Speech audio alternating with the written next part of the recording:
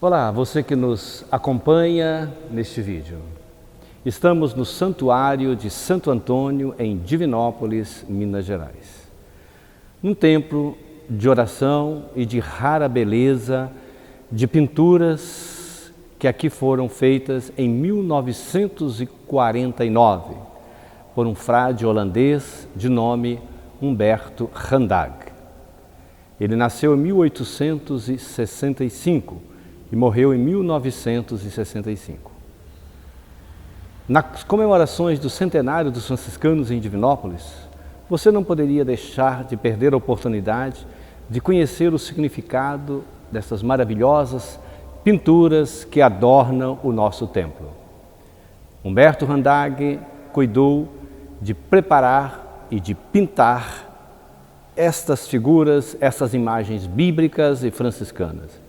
Portanto, convido você a compreender o sentido delas numa perspectiva bíblico, teológica, catequética e franciscana. Estávamos no ano de 1949.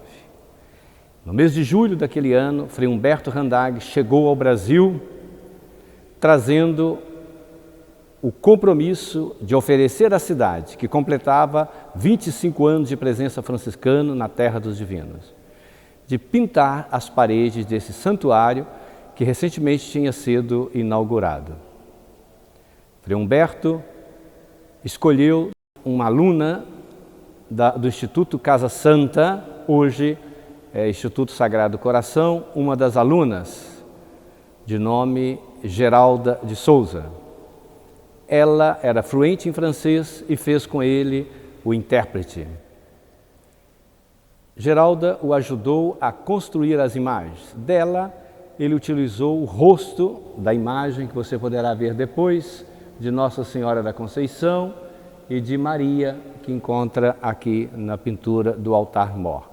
Ela também ajudou a confeccionar as pinturas do ponto de vista das flores, por isso elas destoam um pouco das imagens que são delas, né? O rosto de alguns artistas, de algumas imagens.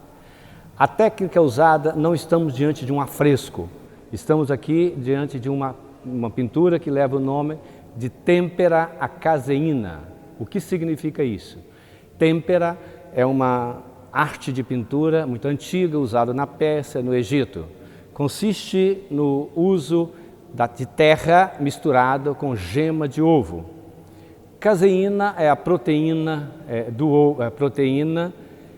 do leite. Então essa mistura da têmpera com a proteína do leite forma a pintura.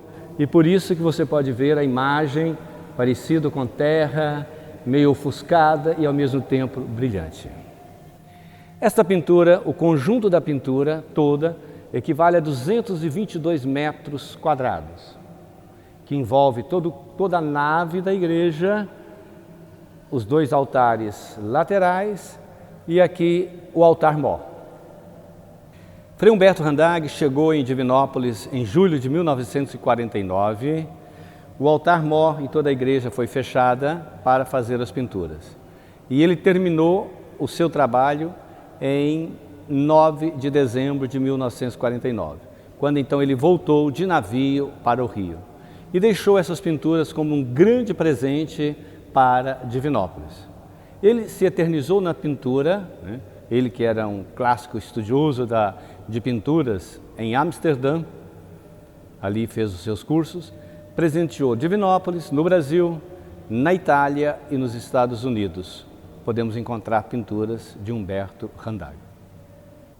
Como centro da imagem de Frei Humberto Randag está em Cristo crucificado, que está no altar-mor, ele usou a nave da igreja para apresentar as estações. Começando com a primeira estação, foi seguindo os quadros embaixo, na lateral, até chegar ali na crucifixão e na descida de Cristo da cruz. Então, o fiel teria a oportunidade de contemplar a via sacra, a caminhada de Jesus até a morte. Lá no centro, ele escolheu duas imagens interessantíssimas, ligadas à presença franciscana. visto que a pintura, ele deu esse foco franciscano o tempo todo.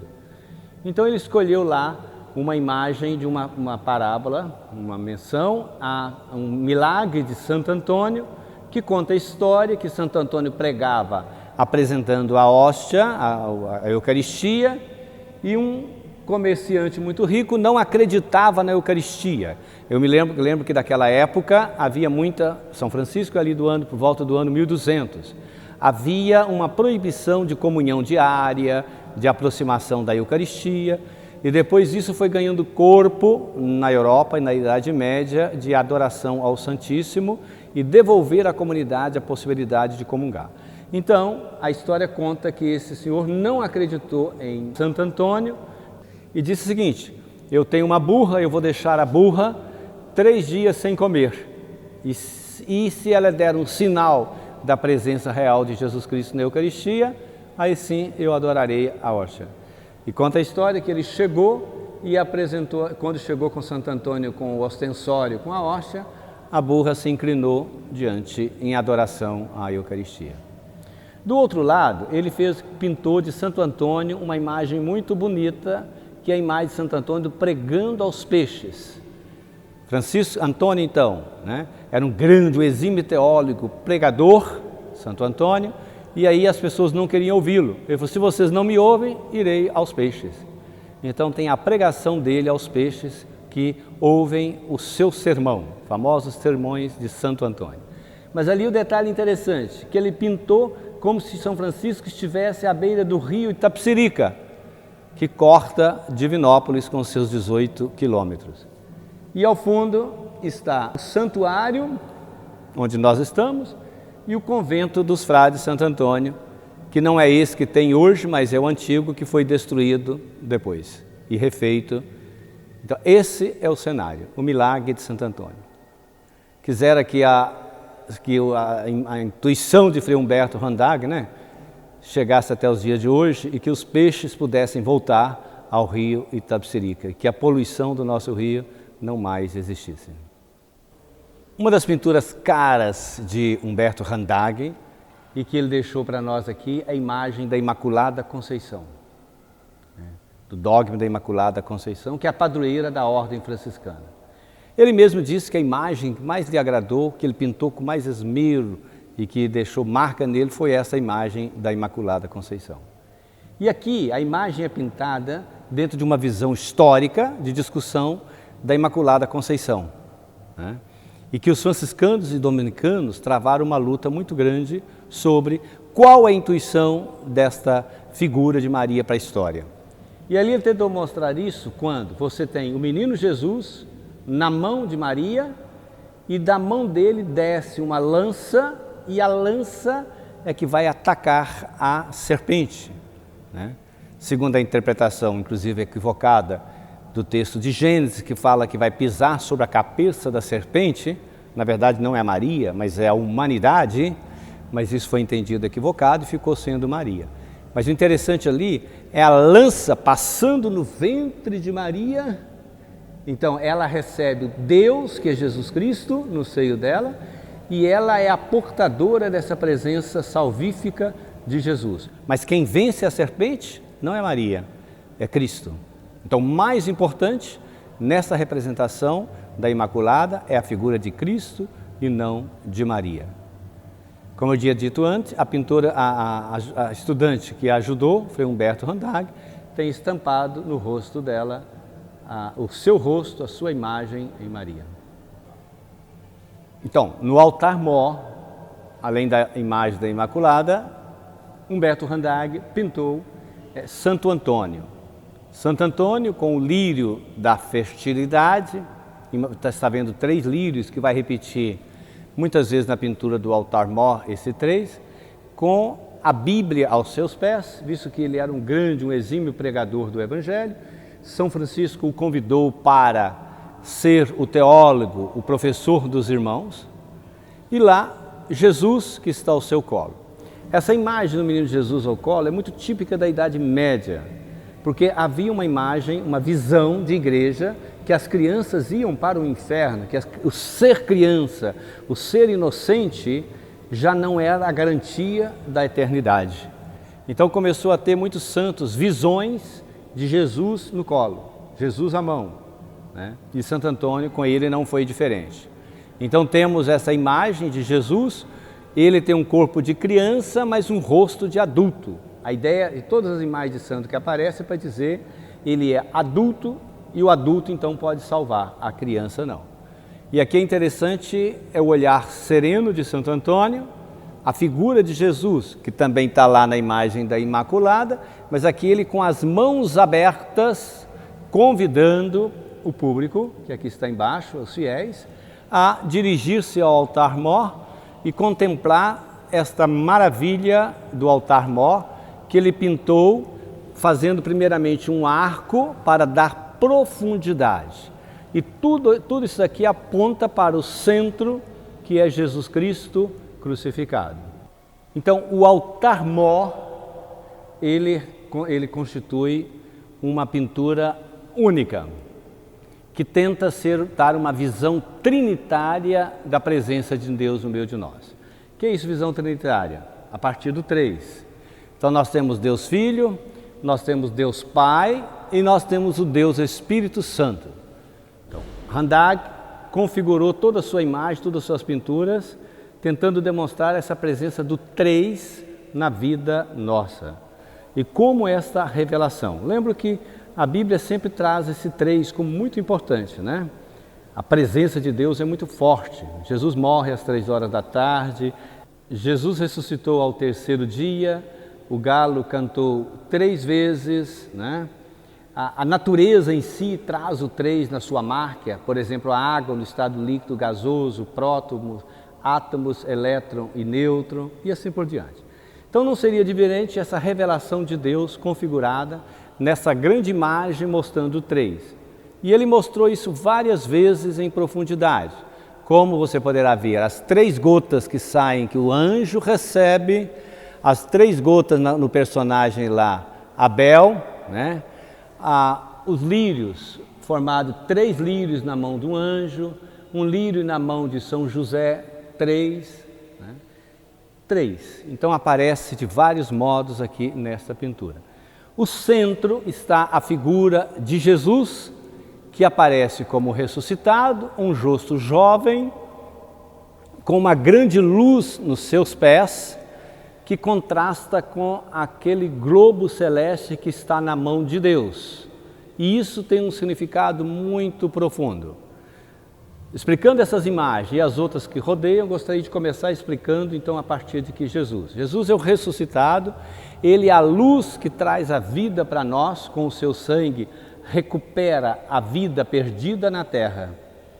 E por que ele é luz? Essa luz então que está nos seus pés, essa luz que está na sua roupa, essa luz que está na roupa dos anjos, no pano branco, luz em outras várias imagens aqui. Porque na verdade a palavra Deus significa bom Deus, boa luz. Em sânscrito, uma língua do Nepal e da Índia, Deus se diz Die, Div, Diva, Divan, vem tudo isso daí, que significa luz. Então Deus é luz. Quando você fala bom dia, você fala bom Deus, boa luz. Então é a luz da ressurreição de Jesus que ilumina todo o criado, é a luz da ressurreição de Jesus que é restaurada com este sangue, essas 3 gotas que saem do seu dorso, essas 3 gotas que saem dos anjos e são levados, essas 3 gotas de sangue, a Deus lá em cima, que o anjo que leva, e depois sai da roupa de Deus o vermelho embaixo, que cai cá embaixo no rosto de Abel, as 3 gotas, ele que foi sacrificado. Sangue, em hebraico se diz dain, ain, e ain significa lágrima, e lágrima é sangue do olho. Olha que interessante, que as lágrimas formam como se fosse um sangue caindo do olho. Então Jesus, com a sua morte, fez reviver a vida, a terra, a esperança renasce do sangue. E lembro que o sangue era muito utilizado para a purificação no rito judaico. Então, tendo feito essa imagem de Jesus, observe que o anjo ali, esse à sua direita, ele olha para o público. E esses anjos vão aparecer também em outras imagens. Lá, na figura de Deus Pai, então tem Deus sentado. Sentado, porque vem do Shabat, sentar. Estar sentado é sinal de poder. E essa imagem do Deus Pai eterno, um velho sentado, é muito antiga. Então ele é poderoso, ele tem o seu cedro, ele tem a terra. E ele tem a cruz de trás da sua cabeça também, que é a mesma cruz que seu filho redimiu o mundo. O anjo olha também para nós, dizendo: apresentei para Deus a restauração da vida que veio de Jesus. Ao lado de Deus, você pode ver a figura de João Batista, que também traz um cajado na mão como cajado de Deus. Com a sua roupa de ermitão, ele quer dizer para Deus: eu cumpri o meu papel, eu anunciei que o Messias viria, ele veio e trouxe a vida e cumpriu o seu papel. Então, essa imagem de Deus Pai, com a grande luz também na sua cabeça. Se você olha e visualiza lá a figura de Maria, ela está ajoelhada, como se recebendo no seu ventre esta grande luz que emana do Espírito Santo, que tem sobre a sua cabeça também uma cruz, que tem relação com a cruz de Jesus, e anjos gloriosos ao fundo, e um anjo que chega com um lírio, que é o símbolo da fertilidade, é o símbolo da pureza, e entrega para Maria. Maria, com uma mão, ela o acolhe, com outra mão, ela recebe isso no seu ventre e aponta para Jesus. São José parece que chega em movimento na cena, e ele olha e fala: eu confirmo esta ação do Espírito Santo, também trazendo em suas mãos o lírio da fertilidade. Então ali há todo um acolhimento voltado para a figura de Jesus. Pai, olha que o Pai olha para a gente, ao mesmo tempo olha para Jesus, e Maria aceita essa visão. Na parte de cima nós vamos encontrar 3 figuras de santos. Santos de origem à sua esquerda, santos fundadores de congregações à sua direita, e em cima mais um grupo, as santas mulheres. Imagino que Frei Humberto queria dizer o seguinte: lá ele quis colocar essas figuras, os santos de origem, começando ao fundo com São Paulo, São Pedro, ali, depois Santo Agostinho, o grande teólogo pregador das origens, São João Maria Vianney, o padroeiro do clero, e depois São Lourenço, o mártir, o primeiro mártir. À sua direita nós vamos ter lá São Francisco de Assis, fundador de ordens, Santo Domingos, São Columbano, São Luís de França, São Luís XV, rei da França, padroeiro da Ordem Terceira Franciscana. Ele cuidou disso também, de apresentar esses santos ligados ao franciscanismo.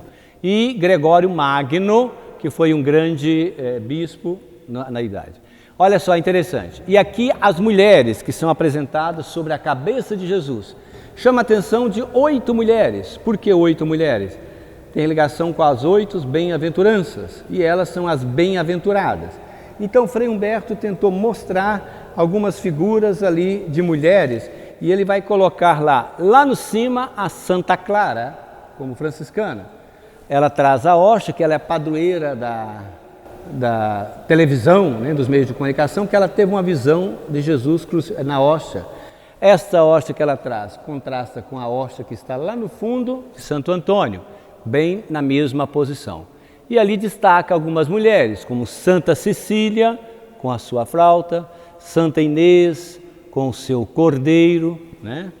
Temos lá, na outra ponta, Santa Madalena, que está ali presente, Santa Catarina de Sena, com a roda ao lado de Santa Clara, ao fundo, Santa Bárbara, com a prisão em suas mãos. Ela está lá ao lado de Santa Clara também, que tem essa prisão, ligando ao martírio dela. Santa Isabel da Hungria, com rosas, caracterizando o seu milagre. E ela também é a padroeira da Ordem Terceira. Depois nós temos Santa Úrsula com a seta, né? Então, essas mulheres, essas 8 mulheres, anunciam com a sua vida, com o seu modo de ser, que Cristo, com tudo que ele aconteceu, tudo que ele viveu, elas vivenciaram e consagraram a Deus suas vidas. Chama a atenção ali apresentando Maria Madalena com esse cabelo grande, né? Porque ali, de fato, até naquele então, tinha a visão de Maria Madalena como prostituta. Hoje já não pensamos mais assim. Madalena não foi prostituta, mas ali, diante da visão possível da época, é apresentado. Então, diante desses 3 quadros de uma igreja militante, uma igreja, digamos assim, triunfante, embaixo ele escolheu grupos de personagens bíblicos, né? do Antigo ou do Primeiro Testamento. Um grupo aqui tem relação com Jesus, olha essa imagem no meio, e a outra imagem do cá tem a ver com Maria. Então, digo o destaque para vocês compreenderem porque tem a ver com Jesus e quais personagens ele escolheu. Começando ali então com Abel, que tem as 3 gotas caindo sobre o seu rosto. Abel, segundo a mitologia, é um dos primeiros filhos de Adão e Eva, ele foi violentado, morto pelo irmão. Mas Jesus é esse novo Abel que com a sua cruz, morte na cruz, ressurreição, ele traz a vida para nós. Depois nós temos Adão e Eva no paraíso, simbolizando essa figura. Jesus agora devolve a vida com sua morte, nos leva de novo ao paraíso. Mas olha interessante na mão de Eva, o espanto, assim, com medo, a mão dela é diferente das outras mãos, para dizer o medo, o pavor pelo pecado cometido. Depois ao lado dele, Moisés, que leva uma cruz, uma haste com a serpente que levantou no deserto, que combina com a cruz de Jesus. Depois a Ruth, com o feixe, a história dela, que ela era estrangeira, mas era bisavó de Davi, e que era descendente, então Jesus era descendente de uma estrangeira. A história de Ruth aparece quando eles querem expulsar as mulheres estrangeiras vindo do Egito. Então o texto bíblico diz a história dela para dizer, ela está presente na vida de Cristo. Depois ao fundo nós temos Jeremias, o profeta, que foi um profeta muito sofredor, que falou para o povo toda a situação que era culpada do pecado deles, mas que eles tinham que sofrer. Então o sofrimento de Jesus com o sofrimento de Jeremias. Por fim, no fundo, nós temos o Jó, a parábola de Jó, como sendo o grande sofredor, assim como Jesus. Do lado de cá, ele colocou então o sacrifício de Abraão, o primeiro dele lá, é o sacrifício de Abraão sacrificando Isaque, para mostrar a fidelidade dele. Então, a fidelidade de Maria. Depois nós temos aqui outros personagens, como depois ali então nós temos da fidelidade, nós temos o profeta Isaías, esse de branco, Isaías que vai anunciar a vinda do Messias, que nasceria de uma mulher virgem, então tem a ver com Maria. Depois a Judite, que traz a cabeça de Holofernes. Essa Judite é uma protótipo de Maria, porque ela também venceu e salvou o povo e o opressor, né?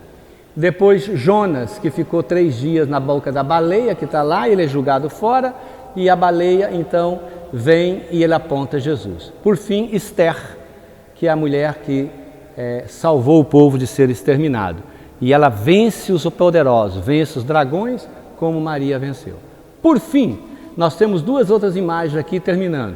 Um franciscano dentro da natureza, acolhendo as pessoas e apresentando o mistério de Jesus. E aqui uma religiosa, possivelmente uma franciscana, apresentando Jesus, levando as pessoas também para serem curadas por Jesus. Finalizando, Humberto Randag quis trazer para todos nós uma experiência de fé. Ele quis catequizar e fez com as pinturas. E trouxe para nós essa esperança de vida e de salvação, que é a morte de Jesus.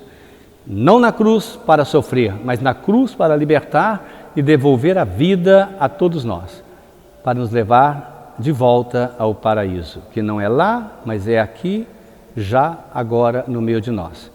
Então que essas esperanças possam brotar dentro de nós a partir dessa intuição profética e de esperança de Humberto Randag. E Divinópolis é eternamente grato a este frade franciscano que dedicou parte do tempo de sua vida para estar em Divinópolis, celebrando os 25 anos de presença do franciscano em Divinópolis, que ora completa 100 anos. Paz e bem a todos.